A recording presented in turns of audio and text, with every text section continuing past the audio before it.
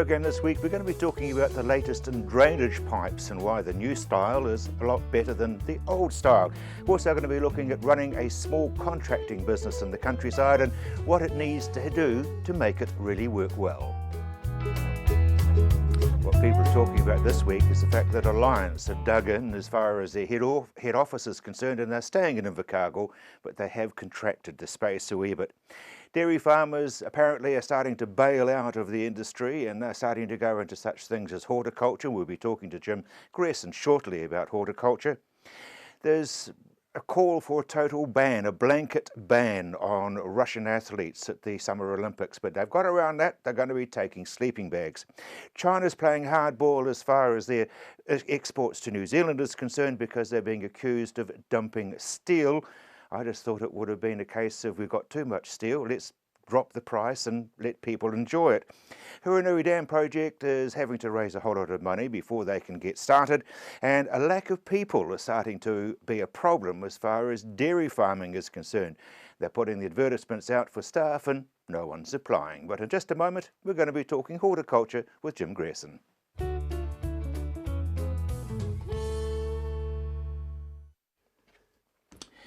Bit of a call about glyphosates, and it's becoming antisocial, for goodness sake. Yes, well, what's happened, and somebody in Brussels had a rush of blood about 9 or 10 months ago, Rob, regarding the use of glyphosate and also glufosinate ammonium, which is actually buster. Yep. Glyphosate's obviously glyphosate or Roundup as we know it commercially, and they've said it's all of a sudden it's got these carcinogenic problems. And the greenies and everything else have really piled in onto this, and it now has to be proven. Unfortunately, the authorities allowed the industry in the UK or the Greater Europe to extend the time of proof over the next 18 months, which is a very short period of time to say, hey, this carcinogenic story isn't true. Sure, we have got some resistance with glyphosate out there with grasses, and we are, as an industry, a chemical ag chem industry, dealing with that. But this carcinogenic thing just came from the left field, as I say, only about 9 months ago. Whilst I was in Europe just recently, that was turned over that they would give them a further 18 months. This has huge ramifications for not only the Greater Europe, but also here in New Zealand. Glyphosate itself is one of the biggest used herbicide in the world for knocking out grasses and flatweeds. We can't really live without it. I'm sure in time, and there are options, but in time there will be some replacement. But in the meantime, probably the next decade, we definitely need glyphosate, and we also need glufosinate ammonium. Now, already a number of countries, smaller countries, have rolled over on this and have stopped, banned glufosinate ammonium. Not UK or not some of the bigger agricultural countries such as France and Poland and things like that, but some of the smaller countries, the Baltic countries and what have you, have rolled over on it and said, okay, we're going to be nice and clean and green and everybody's going to buy our produce. But of course that doesn't necessarily always work because the weeds will grow. Yes, but I mean, this business, there was a time when coffee was causing cancer, and the next thing you know, coffee is actually helping you avoid it. Correct. So, like, hello? Yeah, this is why they've gone for this extension and got it without any argument, and let's hope common sense prevails. Yep. Talk about Europe, because you've been over there recently. Yes, I was in the UK at the time when they decided to exit in shock about most of Britain, where it was quite interesting because London did vote to stay in, Scotland certainly voted to stay in. The rural countryside of UK itself voted to go out, and so did Wales. To the horror of all, I think. It was a real shock. I don't think anybody really realised that they were going to jump ship. Having said that, what effects are going to have? I mean, I was at a blackcurrant conference in Kent just a week before the referendum, and the growers there, they were serious about staying in. They need the workers from Europe. They need the exports to Europe. I don't think that's going to change a heck of a lot. The 60 million people or 65 million people in the UK that need to be fed, and they haven't got enough food in the UK, so they're going to have to get food from somewhere. Let's hope it's New Zealand. So, you know, I think out of it from a New Zealand perspective, I think it's going to be quite positive. And in the longer term, if UK get off their chuff and organise themselves correctly, it probably will be beneficial for them too. Because it's not a trade ban, is it? No, well, it's not, but they're going to be renegotiated. So there's going to be the odd peculiar one came out of the woodwork, I'm sure. One of the ones that came out 2 days after the referendum was the French. I mean, the British border in terms of immigration, and that's what it was all about. It was the immigration. It was Calais. Was the main importing area for immigrants to come into the UK. Well, the French have said, blow you, if you want us out, well, you can stay out, and Dover's now the place. So fight your own arguments in your own land. And I think that's fair, I'm sure. But it was really interesting that the statistics in the paper was saying 350,000 immigrants come into the UK every year. That's probably about true. They come in, but about 200 plus are actually extradited, but they're not actually brought in at all. They are vetted very, very well. They want doctors, they want nurses, they want professional people, and they're getting them, of course, from these countries. And they've been quite selective in sending them other ones home, but the media don't tell you too much about that. Yeah, and of course, Kiwis say, but we can't get in, we come in as an alien. And who bowed you out in 1914 and 1945? Exactly. But anyway, that's for sure. Yeah. I guess this time of year we do get a wee bit of winter. Yes. But that leads into copper, doesn't it? That's an interesting one, and Rob saying a wee bit of winter, because, we normally try and get about 1,700 hours of chilling hours. At the moment, we've got around about 700 to 50 to 800 hours. So we need 1,000 in the next 6 weeks, and I don't think we're going to get it, which is going to hurt some crops. Well, when I say hurt some crops, it affects crops like the sown fruit and berry fruit and apples, and they need to go into true dormancy. And at the moment, they're not getting into true dormancy. They're actually still thinking, is this spring today or is it winter tomorrow? And that's what's been happening.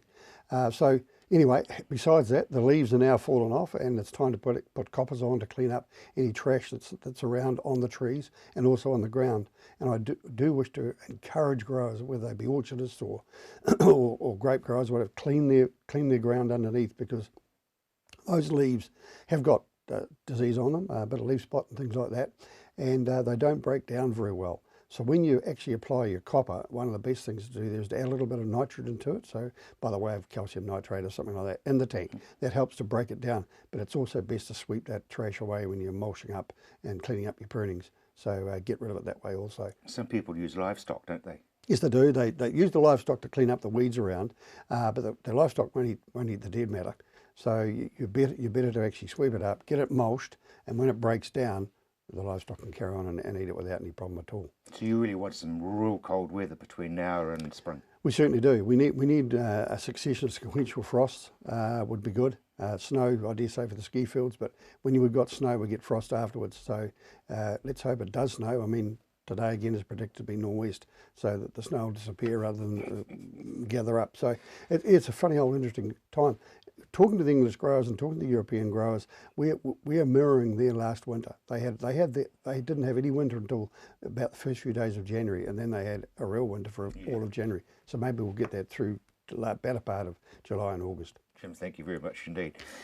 When it does rain, and you can guarantee it will at some stage or another, there's going to be a whole lot of farmers who want to get this rain water away. So we found out what's the latest in drainage pipes.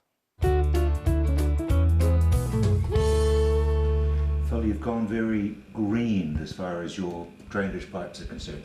Absolutely, Rob. A number of years ago, we had one of our customers come to us talking about our punched drain away, and with a recognition that in fact the punching process tended to put small pieces of polyethylene into the pipe. Now the result of that, of course, is actually we don't want polyethylene pieces anywhere in our environment if we can avoid it. So what's the new system? So the new system, what we've established here is, first of all, we've had to buy a whole lot of new equipment to replace what we had. That's the inevitable thing about manufacturing, is there's always change.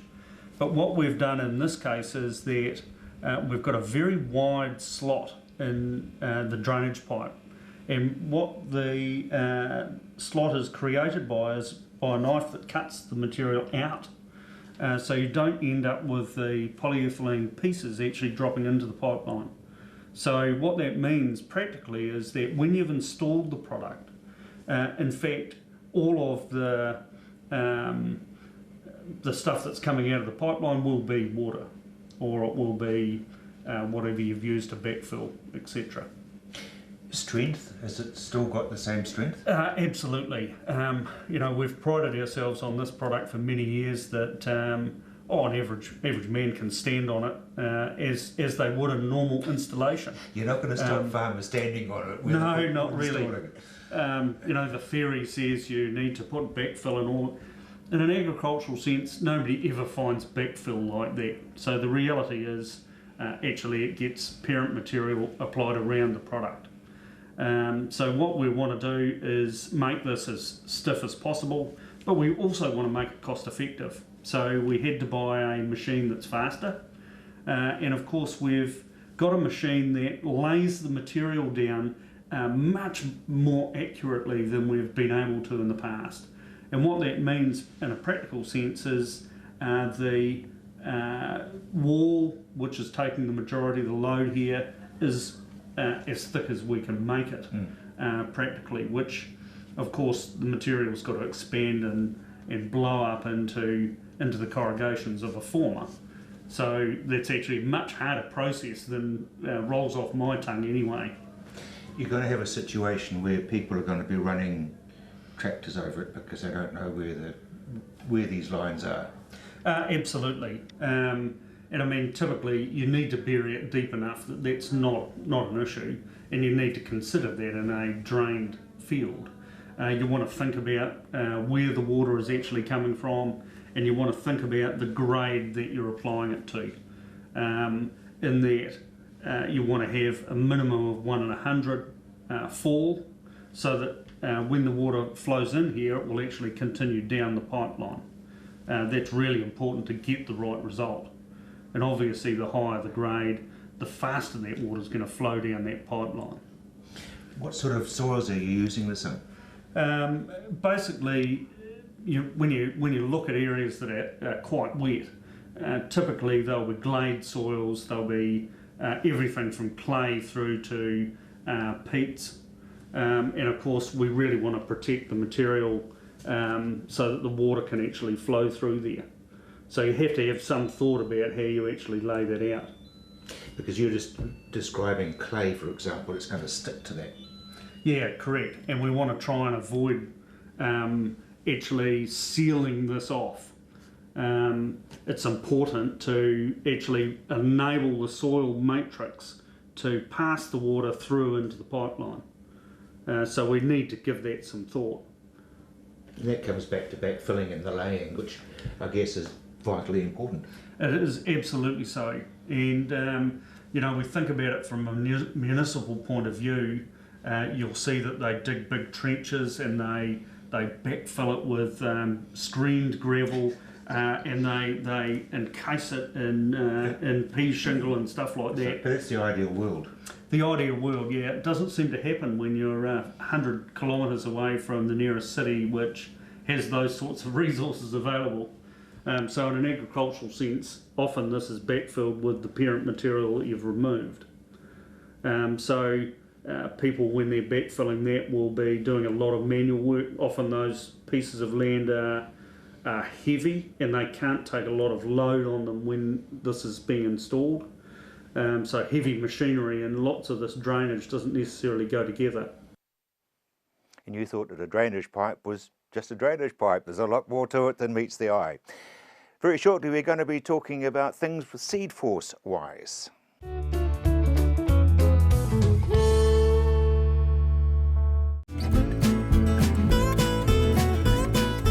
Everybody has a story to tell. What's yours? Maybe your family has been farming the land for 5 generations. Perhaps you have invented the next best thing in agriculture, or maybe something else. Whatever your story, if you're out on the land, we want to hear from you. Get in touch by emailing us at info@ontheland.co.nz.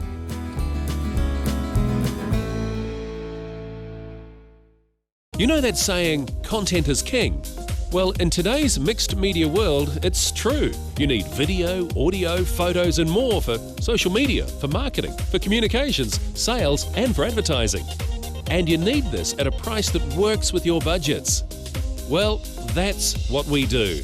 At Tandem, we partner with you to create the content that you can use to shout to the world or video link to a few. Connect with us and we'll help you connect to the world.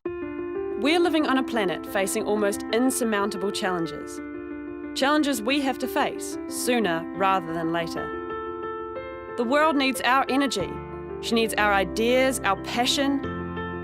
It's up to us to change things, make a positive change to the planet, to feed the world, to protect the future, to live well, to be the generation that will make a change. Join us.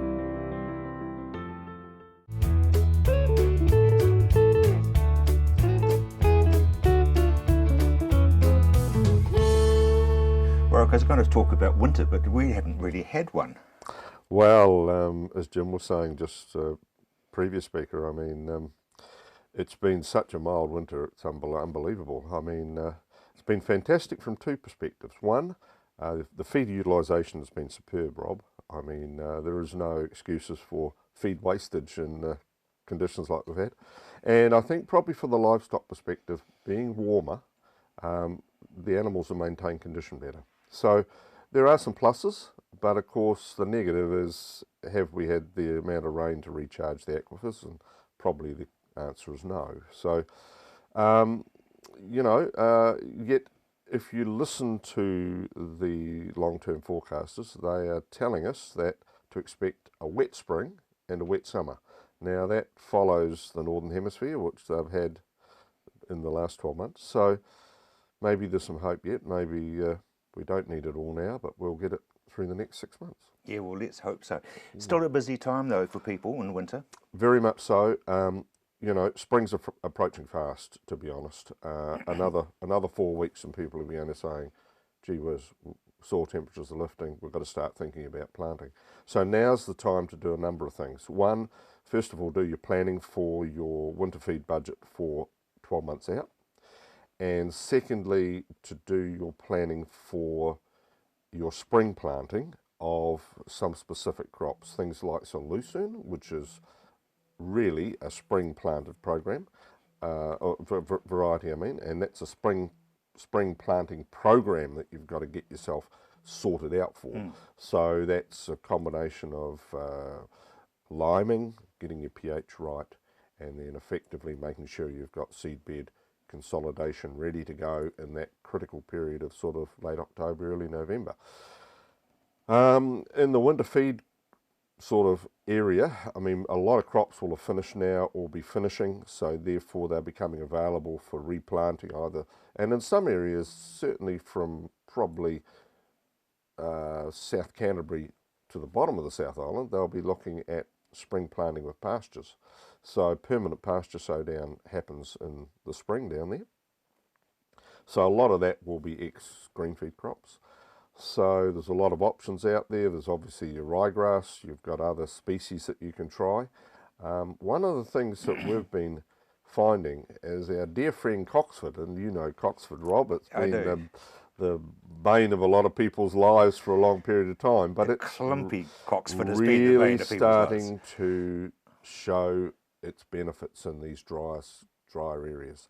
The new Coxfords are so much better. They're much more palatable, they're much finer leaved, not clumpy, and really their productivity is amazing. And animals like eating Coxford, these modern Coxfords. So there's quite a swing now to putting a lot of pasture mixes down, which include a reasonable component of Coxford. So you can plant ryegrass and put some Coxford in, and red and white clover and that sort of thing. So there's quite a movement to really create a much more permanent long-term pasture species. Yeah. Now, fescues are making a comeback.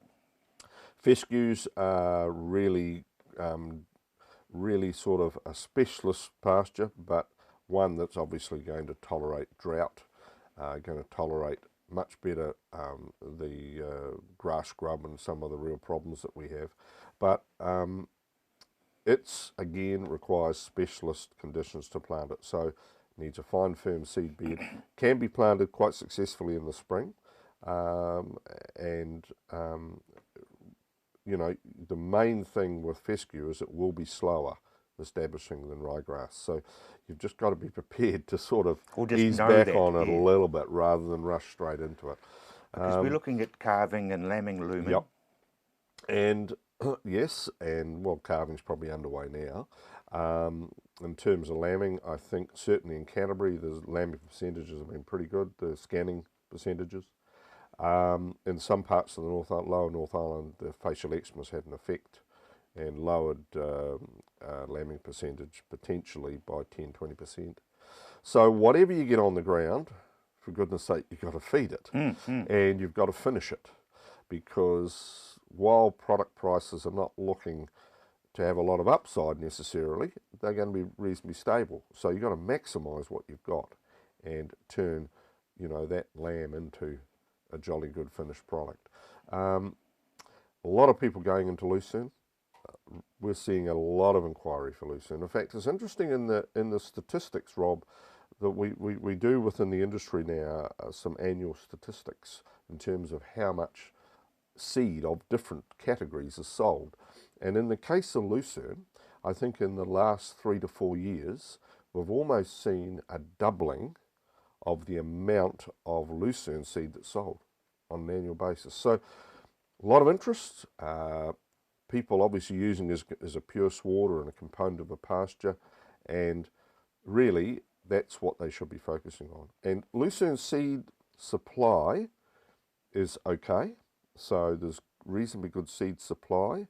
We've certainly got available Force 4, which is the #1 Lucerne that has been sold in the last 5 years. So there is good supply. So farmers just need to plan, and you know, don't rush this, because it is quite an expensive crop to establish, but it will last 10 years, you know. You're looking at it long term.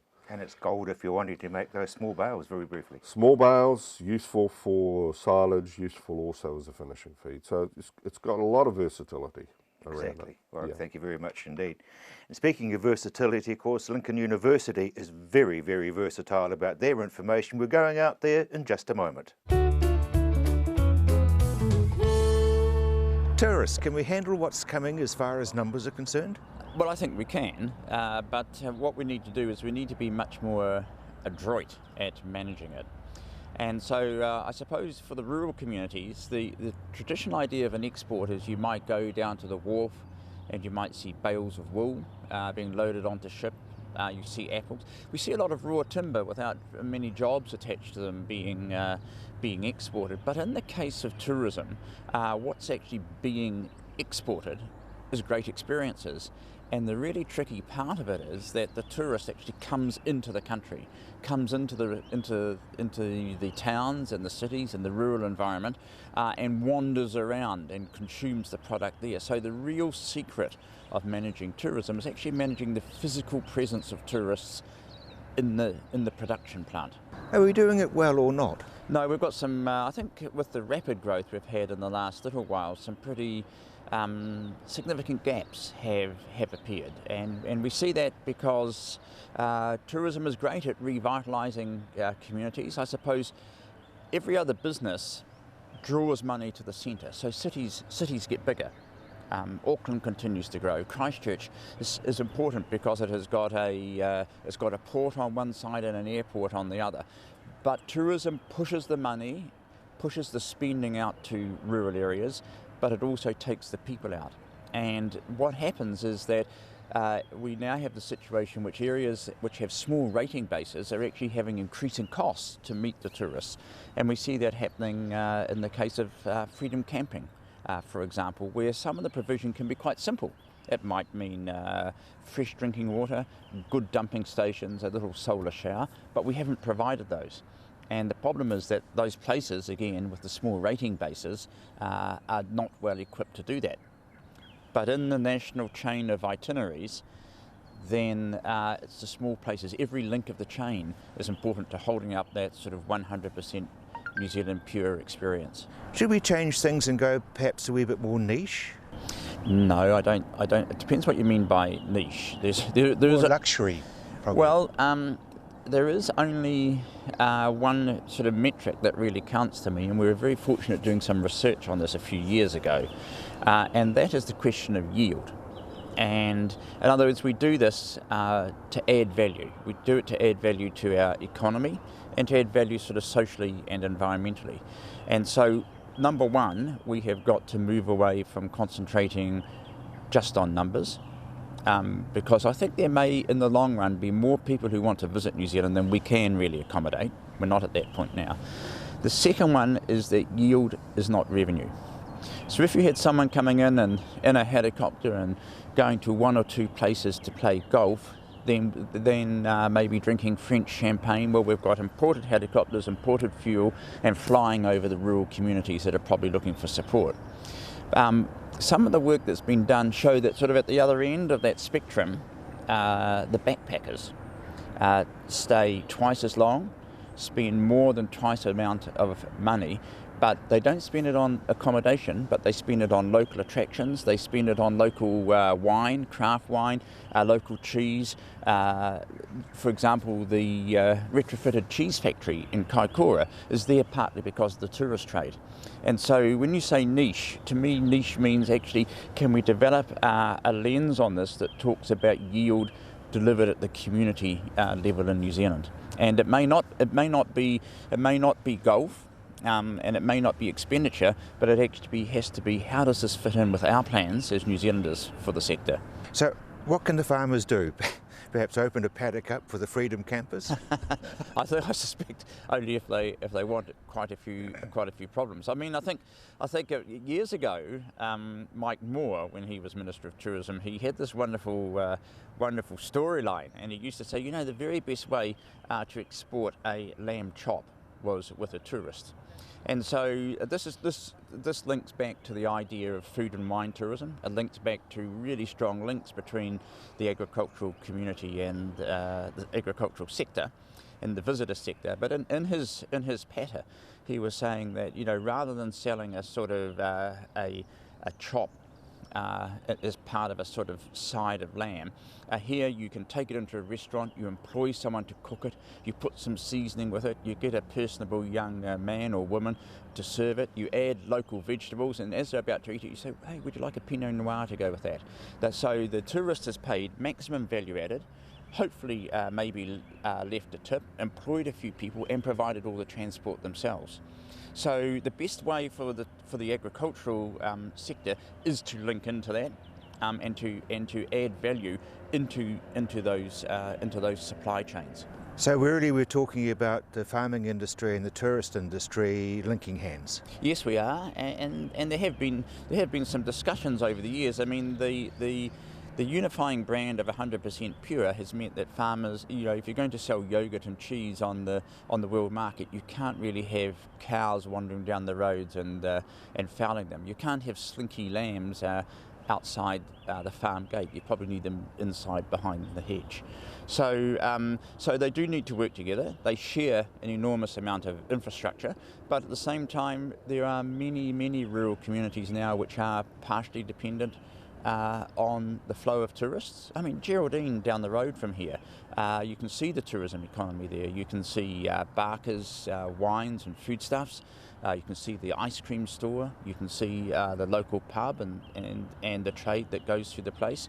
And they really are hand in hand. It's really quite exciting. It is exciting. And I think you take a city like Athens, which gets 20 million visitors a year, but they have some of the great attributes that we have. They have warm and accommodating people, but they have a public sector and they have community engagement that steps forward and actively manages that sort of physical presence of people touring around these great landscapes. So what do the farmers need to do? Well, we produce here at Lincoln an annual State of the Tourism Industry report.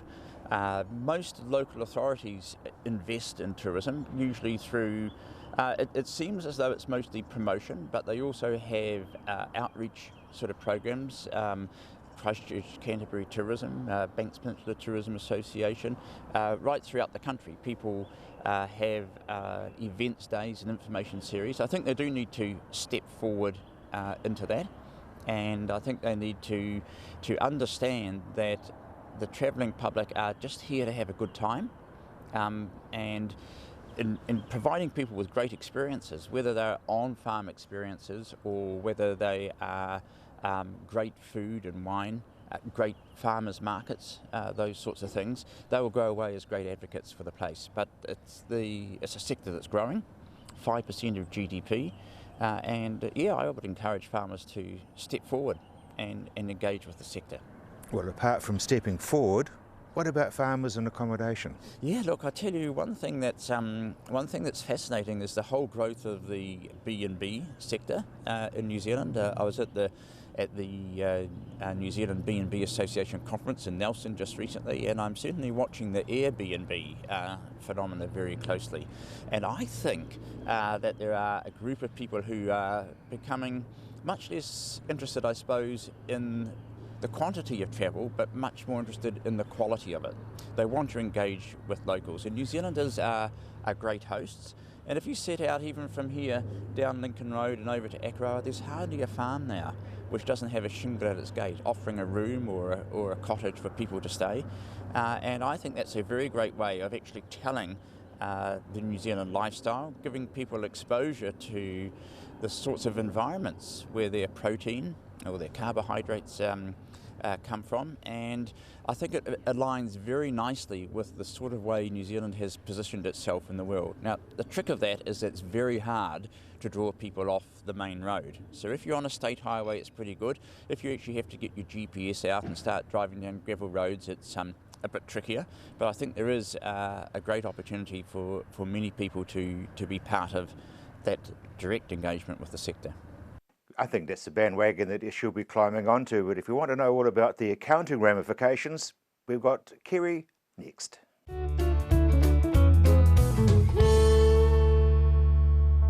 You know that saying, content is king? Well, in today's mixed media world, it's true. You need video, audio, photos and more for social media, for marketing, for communications, sales and for advertising. And you need this at a price that works with your budgets. Well, that's what we do. At Tandem, we partner with you to create the content that you can use to shout to the world or video link to a few. Connect with us and we'll help you connect to the world. We're living on a planet facing almost insurmountable challenges. Challenges we have to face sooner rather than later. The world needs our energy. She needs our ideas, our passion. It's up to us to change things. Make a positive change to the planet, to feed the world, to protect the future, to live well, to be the generation that will make a change. Join us.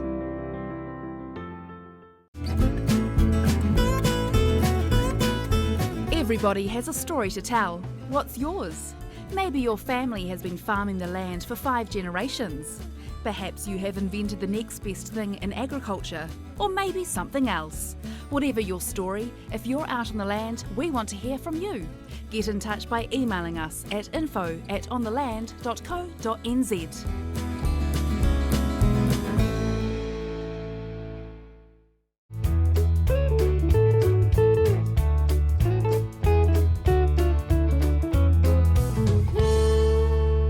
Kerry, GST registrations. Yeah, at the moment we've got IRD going through a business transformation process, so you've got new IT systems, etc. coming in, and one of the things they're doing is looking at everyone's GST registration. So first stage is they're seeing what your taxable activity is, and they want to make sure they've got the most up-to-date one. Some people have obviously changed over the years, and you're supposed to tell IRD when you change, and they haven't. So they're going to check that, and if that's not right, well, they think it's not right, they're actually going to give you a call and just confirm it. So you could have a farmer that was on the farm, and now he's gone to agricultural contracting, something like that. He should have gone and told them that he's changed activities. But it's interesting if, for example, a farmer starts doing tourism. That's a different thing? Yeah, it depends on how it's structured and whether he's completely ceased farming or not, and what the sort of the income from it is. If it's not the predominant activity, then it's probably okay. But yeah, it comes down to what's actually involved. So it could be when you get the call, if you're not sure, you've got to talk to your accountant anyway. Do you know what I'm going to say, Kerry? I'm going to say, don't wait for the call. Contact your chartered accountant. You should be telling your accountant now, look, I think I'm still under this registration. Can you give them IRD a call and just update them for me? Yeah, I mean, to me, I just ring you and say, hey, listen, you ring. Yeah, and then we can sort it out. And it may be okay, maybe not. Yeah, because on the other side of it, also looking at those that are registered and seeing whether you should be still registered. So there's some where they've obviously retired, for example, but keep the GST registration going and put the occasional claim in. they're going to be giving you a call and saying, hey, look, do you need to be registered? And encourage you Well, to it's- actually get out of the system. It's 60,000, isn't it? Yeah, 60,000 in a 12-month period is your income. Anything under that, and it's up to you whether you're still registered. Now, The if you other do thing- deregister, there are some implications, especially if you own some assets. So it's not just as simple as saying, I'm no longer in the income area, I'll just get out of it. There's a few things to think about. Yeah, okay, because I wouldn't have thought there's much you could claim if you were retired. But anyway, company dividends. Yeah, we've got the Minister of Revenue coming out with a proposal that when a company declares a dividend, so this is somebody like, you know, your Spark or Ravensdown, etc., instead of just sending out the notice to the taxpayer to saying you've been given a dividend, they'll also tell IRD at the same time. Because at the moment there's quite a few that aren't actually going through the system. So people are getting these dividends, not declaring them, so their income's understated, and they could be getting more money back from the government than they're entitled to through, you know, child support, working for families, those sort of things. So they want to tighten up on that one for those people that accidentally forget to include the dividends in their tax return. Because I would have thought that if you go to a share broker, they got to have your IRD number. They do, but that doesn't really go through IRD or anything like that. You know, a key one that we see quite often is Ravensdown or Balance or one of those fertiliser type supply companies. That's sort of a rebate. Yeah, they give you a rebate, but normally as part of the rebate there's a dividend part as well, if they've had a good year. And 9 times out of 10, you know, the farmer won't keep that rebate notice, and of course, you know, you might miss out on the actual dividend part, or they've had the rebate paid in a different account altogether from the normal farm account, so you don't know about it. This would stop that sort of thing going on. Yeah, okay. And as always, with IRD, ignorance is no excuse. Exactly, yeah. But this is only a proposal at the moment, so you've got till August 19 to actually respond to the government whether you think it's a good or a bad idea. If you don't like it, I think you should get in, but there's really no reason why you shouldn't. It's just tidying up an area that's sort of going a bit missed at the moment. Yep, loose ends. Yeah. Loose ends. There are always those who will try to outdo the monolith. Yeah, and IRD have got a couple this time round. We've got a former South Canterbury farm worker who's been a bit of an idiot, basically, really dopey.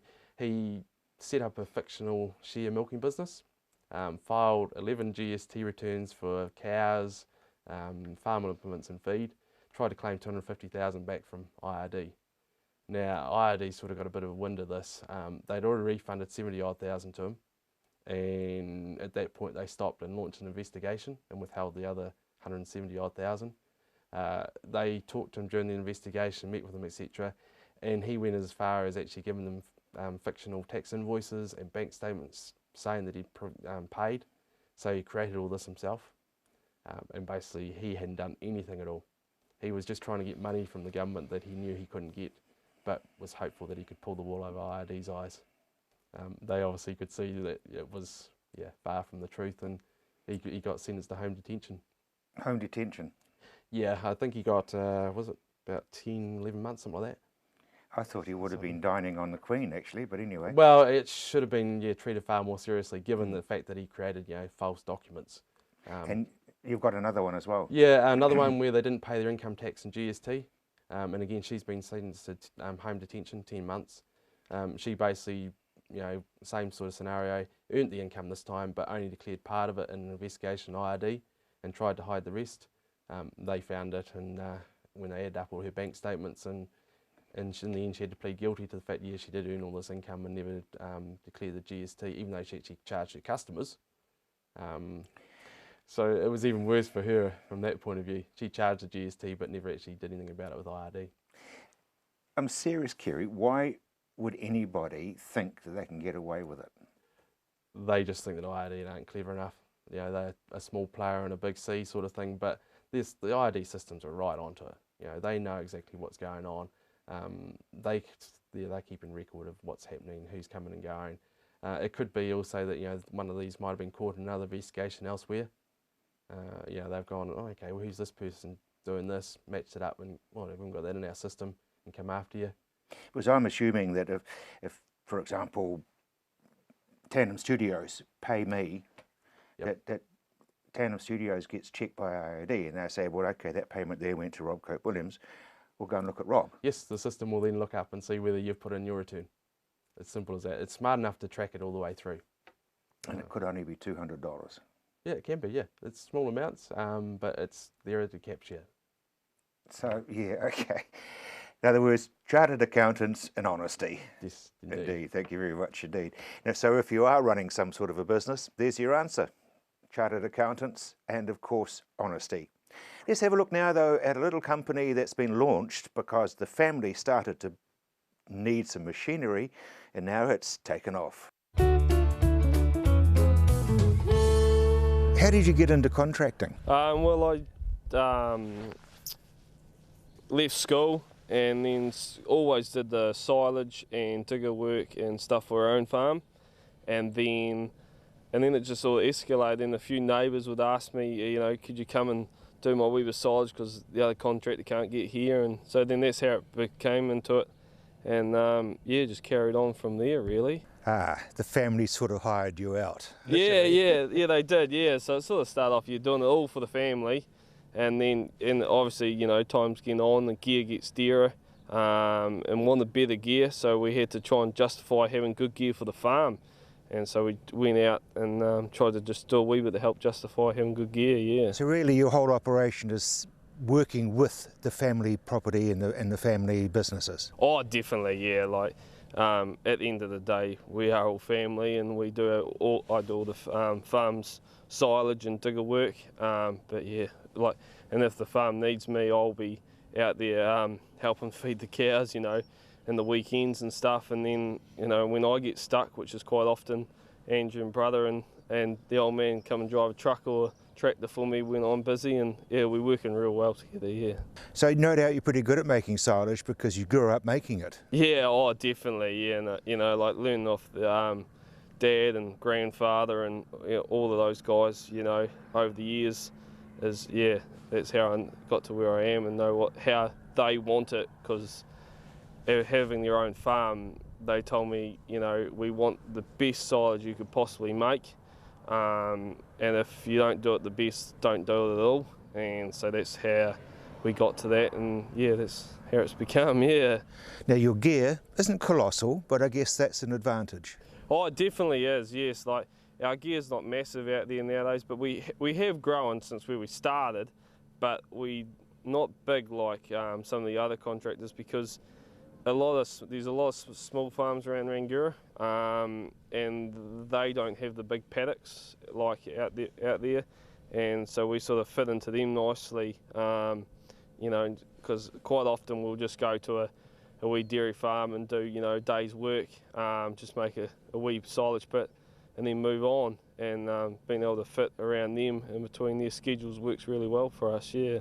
So obviously you dig holes and move stuff around. Yes, yeah, we got two 12-ton diggers, plus a 3-tonner, and we chase the irrigation specialist around, which is Doug Goodwin, and yeah, quite often, well, for the last two years at least, 3 years nearly, we've been busy installing centre pivots, and so we've been flat out with that, and I've got the main man Lindsay, yeah, he's done it all from the get-go, and just, yeah, so it's been real good. So, and then on the odd side we do foundations for houses, cow sheds, and yeah, it just sort of keeps us busy, you know, like keeps the using the trucks to the potential, because, you know, obviously we have our own trucks for silage, but there's not enough work just for silage, so we need extra work to justify owning them.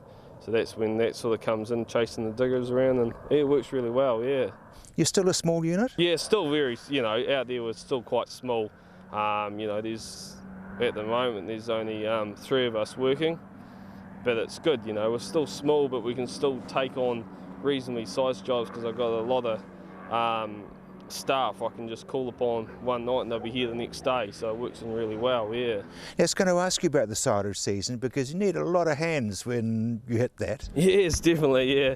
It gets chaotic in silage, and works real well because I've got a lot of older fellas which are real good, and I can just ring upon them when I need them, and then when I don't need them they're quite happy to sit at home, so it works in really well, yeah. And I guess they're all old farmers, so they basically know what's involved with making excellent silage. Yeah, they are. They're all retired dairy farmers and sheep farmers, and yeah, they know exactly what they need and what has to be done, and they're not scared to put in the extra effort and help out, you know, and and it works really well, yeah. What do you advise somebody who loves machinery and wants to have a go? Yeah, go for it. That's all how I started. I loved machinery and I was mad on tractors, and it's just gone from there really, and that's how it's escalated and bigger and better things. And yeah, and I'm always for, you know, getting guys out. I got went to St Andrews College in town, and I had quite a lot of townie mates, and I used to drag them out and make them drive tractors around. And yeah, I got a couple of guys quite hooked on it, and they actually worked for me for a couple of seasons, and yeah, they loved it, so it was good, yeah. And of course you've got huge amounts of support from your parents. Yeah, oh, definitely. Yeah, you know, if it wasn't for them, I wouldn't be here. So, and yeah, they've helped me from the get-go, and Mum's been real good on the book side of things, because I'm absolutely terrible. And yeah, it works really good, yeah. And that's the lovely thing about the farming family businesses, isn't it? One will help the other, and it just happens and works very, very well. In just a moment or two, we're going to be talking to Roddy McKinnon.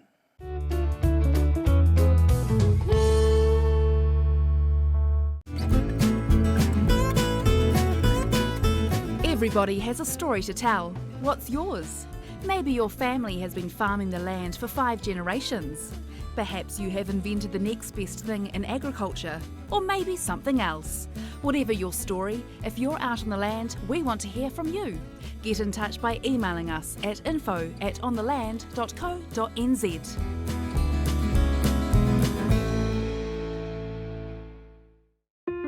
We're living on a planet facing almost insurmountable challenges. Challenges we have to face sooner rather than later. The world needs our energy. She needs our ideas, our passion. It's up to us to change things, make a positive change to the planet, to feed the world, to protect the future, to live well, to be the generation that will make a change. Join us. You know that saying, content is king? Well, in today's mixed media world, it's true. You need video, audio, photos and more for social media, for marketing, for communications, sales and for advertising. And you need this at a price that works with your budgets. Well, that's what we do. At Tandem, we partner with you to create the content that you can use to shout to the world or video link to a few. Connect with us and we'll help you connect to the world.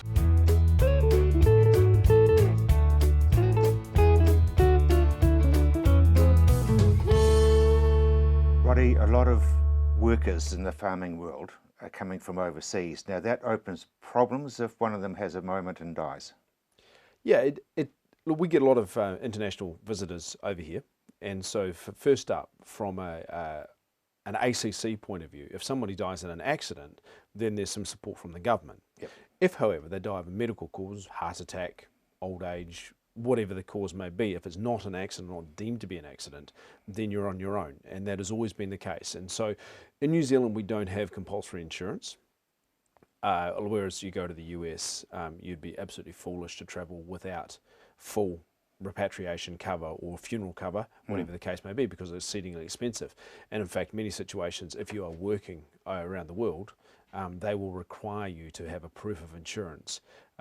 My wife has a company that deals with recruiting teachers into the UK, and the national health now is not automatic for New Zealand citizens, where 2 years ago it was.